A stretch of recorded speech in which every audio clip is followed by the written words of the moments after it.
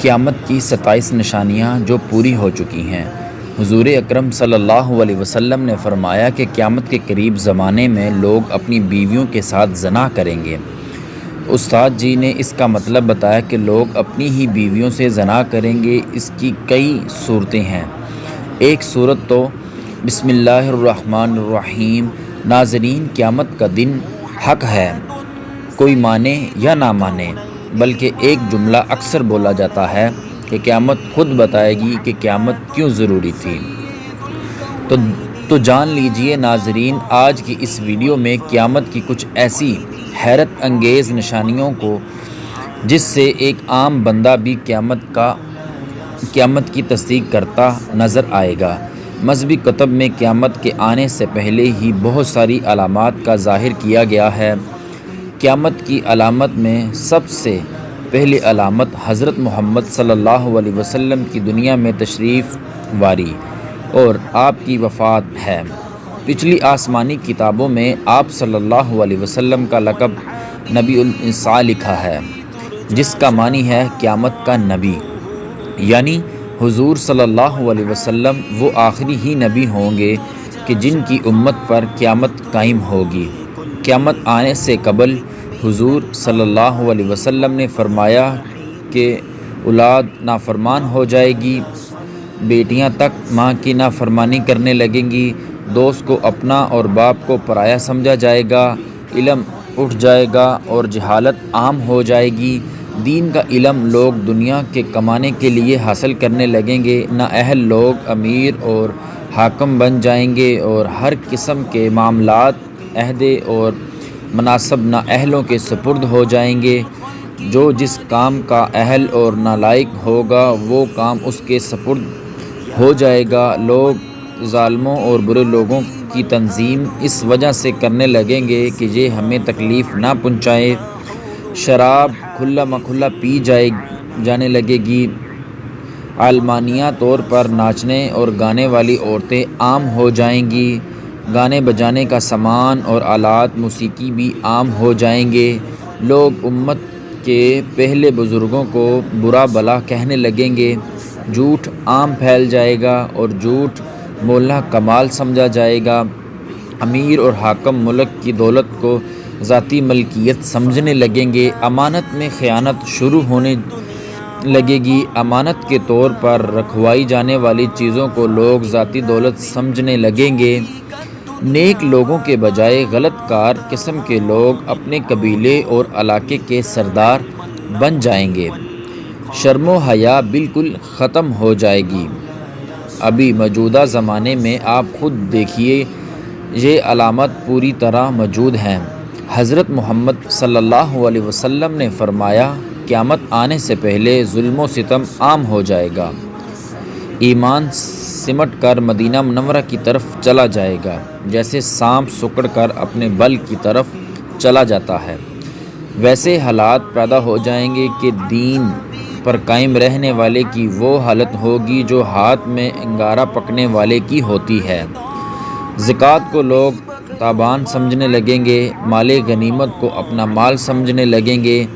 ماں کی نافرمانی اور بیوی کی فرما برداری شروع ہو جائے گی۔ عورتیں زیادہ اور مرد کم ہو جائیں گے، یہاں تک کہ ایک مرد 50 عورتوں کا نگران ہوگا۔ زناکاری اور بدکاری عام ہو جائے گی، حتیٰ کہ حضور صلی اللہ علیہ وسلم نے فرمایا کہ قیامت کے قریب زمانے میں لوگ اپنی بیویوں کے ساتھ زنا کریں گے۔ بلکہ جب ہم نے یہ حدیث پڑھی کہ لوگ اپنی بیویوں کے ساتھ زنا کریں گے تو ہمیں اس بات کی سمجھ نہیں آئی، تو ہم نے اپنے استاد سے پوچھا کہ استاد جی اس کا کیا مطلب ہے کہ لوگ اپنی ہی بیویوں سے زنا کریں گے؟ تو انہوں نے فرمایا کہ ہاں، اس کی کئی صورتیں ہیں۔ ایک صورت تو اس کی یہ ہے کہ مرد یا عورت کوئی قافیہ بول دے اور نکاح ٹوٹ جائے اور ان کو اس کا پتہ ہی نہ ہو کہ نکاح ٹوٹ گیا ہے یا نہیں۔ اور آج کل تو یہ بات عام ہے، لوگوں کو اس بات کا علم ہی نہیں کہ بلکہ قاری ثناء اللہ پانی پتی نے لکھا ہے کہ اگر دو بندے گفتگو کر رہے تھے کہ ایک نے کہا یہ تو شریعت کی بات ہے اور اگلے نے جواب دیا کہ رکھ پرے شریعت کو تو وہ آدمی کافر ہو گیا، تو ہمیں چاہیے کہ ہم علماء سے پوچھیں کہ کلماتی کفر کون کون سے ہیں۔ یہ نہ ہو کہ ہم ایسے جملے بولیں اور کفر کا ارتکاب کر رہے ہوں۔ کئی جملے تو بہت عام ہیں تو ان کا علم حاصل کرنا ضروری ہے کہ کہیں ہم تو اپنی گفتگو میں ایسی بات نہیں کر رہے، کہہ جاتے اگر نکاح ٹوٹ گیا تو پھر اپنے ذم میں میاں بیوی رہ رہے ہیں اور زنا کا گناہ لکھا جا رہا ہے۔ تو فرمایا کہ مرد قریب قیامت میں اپنی بیویوں سے زنا کریں گے۔ ایک صورت تو یہ ہے کہ یہ کفریہ کلمات بیوی بولے تو بھی نکاح ٹوٹ گیا، اور اگر خامد بولے تو بھی نکاح ٹوٹا، اور دوسری صورت ایک دوسرے کے ساتھ بحث، اور یہ تو ہر گھر کی نظر آتی ہے۔ جب شادی ہوئی تو میں نے بولتا تھا اور بیوی سنتی تھی۔ اس نے کہا پھر بچے ہوں گے تو بیوی بولتی تھی اور میں سنتا تھا۔ اس نے کہا پھر ہم دونوں بوڑھے ہو گئے، ہم دونوں بولتے تھے اور محلے والے سنتے تھے۔ بڑھاپے میں بحث اور زیادہ تکرار ہو جاتی ہے، اور اس میں ہوتا کیا ہے کہ مرد کی زبان میں کیا طلاق نکل جاتی ہے۔ کینا کہتے ہیں کہ الفاظ تو طلاق والا نہیں، لیکن بات ایسی کر دی کہ مفہوم طلاق والا نکلتا ہے، اس کو کنائے میں طلاق کہتے ہیں۔ اب یہ گناہ بہت زیادہ غصے میں کہہ دیتے ہیں کہ چلی جا، مجھے تیری کوئی ضرورت نہیں، آج کے بعد اس قسم کے الفاظ جس کا نتیجہ یہ نکلے تو میری بیوی نہیں۔ اب اس قسم کے مسائل کی بھی معلومات حاصل کرنی چاہیے۔ شریعت کہتی ہے کہ علم حاصل کرو، ایسا نہ ہو کہ کنیہ میں طلاق ہو جائے، جنہیں پتہ بھی نہ ہو اور وہ ساتھ رہ رہے ہیں۔ اور آج تو یہ حالات ہیں کہ زبان سے طلاق کہہ دیتے ہیں، طلاق ہو جاتی ہے، پتہ بھی ہے دونوں کو مگر بدنامی ہو جائے گی، پھر میاں بیوی اکٹھے رہ رہے ہیں ایک گھر میں، ایک کمرے میں، تو یہ زنا کر رہے ہیں۔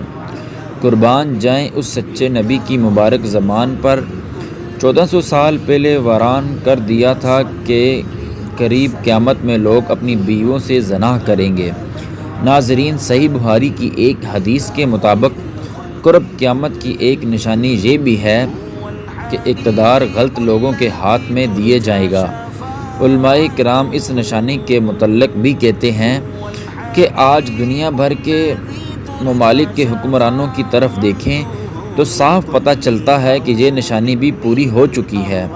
صحیح بخاری سے ہی ہمیں ایک نشانی اور بتائی گئی ہے کہ قیامت سے قبل لوگ بلند ترین عمارتیں بنانے میں ایک دوسرے پر سبقت لے جانے کی کوشش کریں گے۔ آج ہم دیکھتے ہیں کہ وہی دور شروع ہو گیا ہے۔ دنیا بھر میں بلند بالا عمارتیں کھڑی ہو چکی ہیں، اور جس ملک میں سب سے بلند ترین عمارتیں موجود ہیں وہاں کے حکمران اور شہری اسے فخر کا سبب گراں مانتے ہیں۔ ان جیسی دریں کئی نشانیوں کے متعلق بھی علماء کا کہنا ہے کہ وہ پوری ہو چکی ہیں، اور اب امام مہدی کا ظہور اور قیامت کے قریب اتر چکے ہیں۔ اللہ کے رسول صلی اللہ علیہ وسلم نے قیامت کی نشانی بتاتے ہوئے فرمایا کہ اونٹوں اور بکریوں کے چرواہے جو بہانہ بدن اور ننگے پاؤں ہوں گے، وہ ایک دوسرے سے مقابلہ کرتے ہوئے لمبی لمبی عمارتیں بنوائیں گے اور فخر کریں گے۔ ریاض شہر میں عمارتوں کا یہ مقابلہ آج اپنے عروج پر پہنچ گیا ہے۔ دبئی میں برج خلیفہ کی عمارت دنیا کی سب سے اونچی عمارت بن گئی، تو ساتھ ہی شہر ولی الدین بن طلال نے جدہ میں سے اس سے بڑی عمارت بنوانے کا اعلان کر دیا، جو دھڑا دھڑ بنتی چلی جا رہی ہے۔ عرب کی عمارتیں سارے جہاں سے اونچی ہو چکی ہیں۔ عرض کرنے کا مقصد صرف یہ ہے کہ پیارے رسول حضرت محمد صلی اللہ علیہ وسلم نے جو فرمایا وہ پورا ہو چکا ہے، اور پیشن گوئی پوری ہو گئی، اپنے نقطہ کمال کو پہنچ چکی ہے۔ عرب کا سب سے زیادہ تیل خریداری کرنے والے امریکہ صدام کو ختم کر کے تیل کی دولت سے سیراب ملک عراق کے کنووں پر قبضہ جما لیا ہے اور لاکھوں بین مفت وصول کر رہا تھا، تو پھر تیل کی گرتی مانگ نے تیل کی قیمتوں کی اونچی سطح پر پہنچا دیا، جس سے عرب ممالک کا سنہر وار خاتمے کے قریب ہے۔ سوال پیدا ہوتا ہے، اس سوال کے بعد کیا ہوگا؟ اللہ کے رسول صلی اللہ علیہ وسلم کی ایک اور حدیث ہے کہ قیامت سے پہلے سرزمین عرب دوبارہ سرسبز ہو جائے گی، سعودی عرب اور امارات میں بارشیں شروع ہوں گی، مکہ اور جدہ میں سیلاب آ چکے ہیں۔ عرب سرزمین جیسے پہلے ہی جدید ٹیکنالوجی کام میں لا کر سرسبز بنانے کی کوشش کی گئی ہے، وہ قدرتی موسم کی وجہ سے بھی سرسبز بنتی جا رہی ہے۔ سعودی عرب گندم میں پہلے ہی خود کفیل ہو چکا ہے، اب وہاں خشک پہاڑوں بارشوں کی وجہ سے سرسبزہ اگنا شروع ہو چکا ہے، پہاڑ سرسبز ہونا شروع ہو گئے ہیں۔ بارشوں کی وجہ سے آخرکار حکومت کو ڈیم بنانا ہوگا، جس سے پانی کی نہریں نکلیں گی، ہریالی ہوگی، سرسبز مزید ہوگا، فصلیں لہلہائیں گی۔ یوں پیش گوئی بھی اپنی تکمیلی مراحل سے گزرنی جا رہی ہے، اور جو حضور صلی اللہ علیہ وسلم نے فرمایا اسے ہم اپنی آنکھوں سے دیکھنے جا رہے ہیں۔ اگر احادیث میں غور کریں تو مشرقی سطح کے زوال کا آغاز ملک شام سے شروع ہوا، لیکن شدید عرب حکمران یا تو یہود انصاری کی چال سمجھ نہ پائے یا بے رخی اختیار کی، لیکن وجہ جو بھی ہو یہ نہ ہو، آپ صلی اللہ علیہ وسلم کی بتائی ہوئی علامات کو تو ظاہر ہونا ہی تھا۔ چنانچہ حدیث پاک میں ارشاد ہے، رسول اللہ صلی اللہ علیہ وسلم نے فرمایا، جب اہل شام تباہی اور بربادی کا شکار ہو جائیں گے تو پھر تم میں کوئی خیر باقی نہ رہے گی۔ ناظرین، یاد رکھیے احادیث مبارکہ کی روح سے شام وہل شام سے امت مسلمہ کا مستقبل واسطہ ہے۔ اگر ملک شام کے ایسے ہی برباد ہوتا رہا تو پوری امت مسلمہ کی بھی خیر نہیں۔ ویسے تو 90% برباد ہو چکا ہے۔ اب جب 5 سالہ خون ریزی میں 8 لاکھ بے گناہ بوڑھے، عورتیں اور شہید اولاد اور لاتعداد دوسرے ملک کی سرحدوں پر زندگی کی بھیک مانگتے ہوئے شہید ہو رہے ہیں اور اتنی ہی تعداد میں زخمی اور معذور ہو چکے ہیں، لہٰذا شام مکمل تباہی کے بعد اب نزال کی حالت میں ہے۔ اس حدیث کے حساب سے عرب ممالک کے سنہرے دور کے خاتمے کی اہم وجہ ملک شام کی موجودہ حالت ہے۔ گویا نبی کریم صلی اللہ علیہ وسلم کی ایک اور پیش گوئی علامت ظاہر ہو رہی ہے یا ہو چکی ہے۔ یاد رکھیے کہ ملک شام کے متعلق اسرائیل، روسی، امریکہ جو بھی یہاں چھوٹے جھوٹے بہانے بناتے ہیں، لیکن ان سب کا اصل ہدف جزیرہ العرب ہے، کیونکہ مکہ کفروں کا عقیدہ ہے کہ وہ دجال سے، اس وجہ سے یہ لوگ دجال کے نظامات مکمل کر رہے ہیں، جس کے لیے عرب ممالک میں عدم استحاوت پیدا کرنا ہے، کیونکہ ملک شام پر یہودی انصاری قبضہ کرنا چاہتے ہیں اور یہ ہو کر رہے گا۔ حضرت امام مہدی علیہ السلام کے ظہور سے قبل چنانچہ کتاب میں ہے کہ آخری زمانے میں جب مسلمان ہر طرف سے مقبول ہو جائیں گے، مسلسل جنگیں ہوں گی، شام میں بھی عیسائیوں کی حکومت قائم ہو جائے گی۔ اس طرح قیامت سے متعلق بعد میں ہی ملتی ہے کہ قیامت سے پہلے حضور صلی اللہ علیہ وسلم میں سے 30 بڑے بڑے کذاب اور دجال جائیں گے، ہر ایک نبوت کا دعویٰ کرے گا، حالانکہ حضور صلی اللہ علیہ وسلم کے آخری نبی ہیں۔ آپ صلی اللہ علیہ وسلم کے بعد کوئی نبی نہیں۔ قیامت کی نشانیوں میں سے ایک نشانی یہ بھی بیان ہوئی ہے کہ عراق کا شہر دریا فرات سونے کا ایک پہاڑ یا سونے کا ایک خزانہ ظاہر کرے گا، جس پر لوگ لڑیں گے۔ چنانچہ اس لڑائی میں ہر 100 میں سے 99 قتل ہو جائیں گے۔ ممکن ہے سونے کے پہاڑ یا سونے کے خزانے سے مراد عراق کا تیل ہو۔ جب یہ علامتیں ہو سکی تو سخت قسم کا عذاب شروع ہوگا۔ اس میں سرخ آندھی آئے گی، آسمان سے پتھر برسیں گے، کچھ لوگ زمین میں دھنس جائیں گے، لوگوں کی شکلیں منسوخ ہو جائیں گی، پھر پے در پے کئی نشانیاں ظاہر ہوں گی، جیسے ہار کا گھڑا ٹوٹنے پر مسلسل دانے گرنے لگتے ہیں۔ زمانہ وقت کے گھوڑے کو پر لگائے جیسے تیزی سے گزر رہا ہے، اس تیزی سے ہم نبی کریم صلی اللہ علیہ وسلم کی احادیث کی روشنی میں برتجیق کرب قیامت کی آمد کی طرف بڑھ رہے ہیں۔ کئی نشانیاں پوری ہو کر قیامت کے قریب ہونے والی واضح کر چکی ہیں اور اب کچھ ہی علامت باقی ہیں۔ دجال ایسا خطرناک اور عظیم فتنہ ہے کہ تمام انبیاء نے اپنی امتوں کو اس کے متعلق آگاہ کیا۔ نبی کریم صلی اللہ علیہ وسلم نے بھی امت کو اس کے بارے میں اس قدر واضح بتایا ہے کہ صحابہ کرام آنسوں سے تر آنکھوں کے ساتھ دجال کے فتنے سے پناہ مانگا کرتے تھے۔ احادیث کی روشنی میں علماء کرام نے دجال کے خروج کے قبل کی جو نشانیاں بتائی ہیں، ان کے مطابق گھروں میں ناچ گانا عام ہو جائے گا۔ آج کل ڈش ٹی وی، کمپیوٹرز اور موبائل کے ذریعے یہ سب ہو رہا ہے۔ اونچے اور پختہ گھروں کی تعمیر کی خواہش ہوگی۔ آج کل غریب سے غریب تر لوگوں کے بھی پکے مکان سب کے سامنے ہیں۔ مسجد سے دجال کا تذکرہ ختم ہو جائے گا، پانی کی قلت ہوگی۔ اس کی سب سے بڑی مثال ان دنوں ہمارا وطن عزیز ہے۔ دجال کے خروج کے بعد ان کے حیران کن طاقتوں کے بارے میں مختلف آراء، مگر قابل غور اور دلچسپ بات یہ ہے کہ قدرت کی جانب سے اس کی عطا کی گئی طاقتوں کے حوالے سے یہودی قوم بڑی تیزی کے ساتھ تجربات میں مصروف ہیں۔ روایات میں ہے کہ وہ بارش برسانے پر قدرت رکھتا ہوگا۔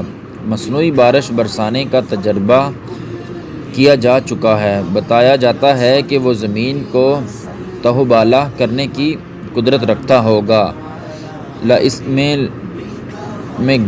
لگائے گے پروگرام ہر کون نہیں جانتا، جس کے تحت دنیا میں کہیں بھی مصنوعی طور پر زلزلے، سیلاب اور سونامی لائے جا سکتے ہیں۔ قیامت کی نشانیوں کے مطابق دجال کو حضرت عیسیٰ علیہ السلام فلسطین کے علاقے میں قتل کریں گے۔ یہودی اس مقام پر اپنا مسیحا کو فرار کرانے کے لیے ایئرپورٹ تیار کر چکے ہیں۔ دنیا کا انتہائی تیز رفتار طیارہ موجود ہے، جس پر کہ FAR یعنی کافروج ہے۔ واضح رہے کہ دجال کے ماتھے پر بھی KF تحریر ہوگا۔ قیامت کی ایک نشانی میں یہودیوں کو پناہ دینے والے درخت غرقت کا ذکر بھی ہے۔ آخری جنگ میں جب یہودی مسلمانوں سے پوچھیں لگے کہ پتھروں اور درختوں کی اونٹ لیں گے تو سوائے غرقت کے تمام چیزیں مسلمانوں کو اپنے پیچھے یہودیوں کی موجودگی کا پتہ دیں گی، اور معروف ملکی اور غیر ملکی ویب سائٹ کے مطابق یہودی غرقت کے باغات تیزی سے لگا رہے ہیں۔ آخری زمانے میں جب مسلمان ہر طرف سے مغلوب ہو جائیں گے، مسلسل جنگیں ہوں گی، شام میں بھی عیسائیوں کی حکومت قائم ہو جائے گی۔ علماء کرام بتاتے ہیں کہ سعودیہ، مصر، ترکی باقی نہ رہیں گے، ہر جگہ کفار کے ظلم بڑھ جائیں گے، امت آپس میں خانہ جنگی کا شکار ہوں گی۔ عرب، خلیجی ملک، سعودی عرب وغیرہ بھی مسلمانوں کی باقاعدہ پرشوکت حکومت نہیں رہے گی۔ خیبر سعودی عرب کا چھوٹا سا شہر مدینہ منورہ سے 170 کلومیٹر کے فاصلے پر ہے۔ اس کے قریب تک یہودی انصاری پہنچ جائیں گے اور اس جگہ تک ان کی حکومت قائم ہو جائے گی کہ بچے کچے مسلمان مدینہ منورہ پہنچ جائیں گے۔ اس وقت حضرت امام مہدی مدینہ منورہ میں ہوں گے۔ دوسری طرف دریا تبرا میں بھی تیزی سے خشک ہو رہی ہوں گے، جو کہ حضرت امام مہدی کے ظہور سے قبل خشک ہوگا۔ مشرقی وسیع کے مطابق حالات، خصوصاً مسلمان اور ساری زندگی کے حالات کو دیکھتے ہوئے صاف نظر آتا ہے کہ دنیا ہولیوں کی جانب بڑھ رہی ہے۔ فرانس میں حملوں کے بعد فرانس اور یورپ میں عالمی جنگی کی بات کر چکے ہیں۔ سوال پیدا ہوتا ہے کہ اس عالمی جنگ کا مرکز کون سی خطا ہوگا؟ واضح نظر آ رہا ہے کہ مشرقی وسط میں ہی متعین ہے، یہیں بھی ہندوستان اور پاکستان کی بڑھتی رنجشیں اور کشمکش سے لگتا ہے کہ حالات غزوہ ہند کی طرف روک کر رکھے ہیں، کیونکہ حضرت ابو ہریرہ رضی اللہ تعالی عنہ سے روایت ہے کہ رسول اللہ صلی اللہ علیہ وسلم نے ارشاد فرمایا، میری قوم کا ایک لشکر وقت آخر کے نزدیک ہندوں پر چڑھائی کرے گا اور اللہ اس لشکر کو فتح نصیب کرے گا، یہاں تک کہ وہ ہندو کے حکمرانوں کو بیڑیوں میں جکڑ کر لائیں گے۔ اللہ اس لشکر کے تمام گناہ معاف کر دے گا، پھر وہ لشکر واپسی کا رخ کرے گا اور شام میں موجود عیسائی عیسیٰ بن مریم علیہ السلام کے ساتھ جا کر مل جائے گا۔ حضرت ابو ہریرہ رضی اللہ تعالی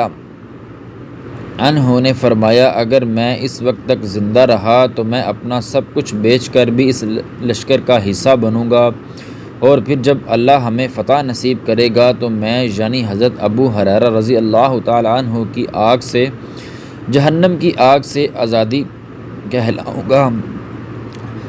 پھر جب میں شام پہنچوں گا تو عیسیٰ بن مریم السلام کی تلاش کر کے انہیں بتاؤں گا کہ میں محمد صلی اللہ علیہ وسلم کا ساتھی رہا ہوں۔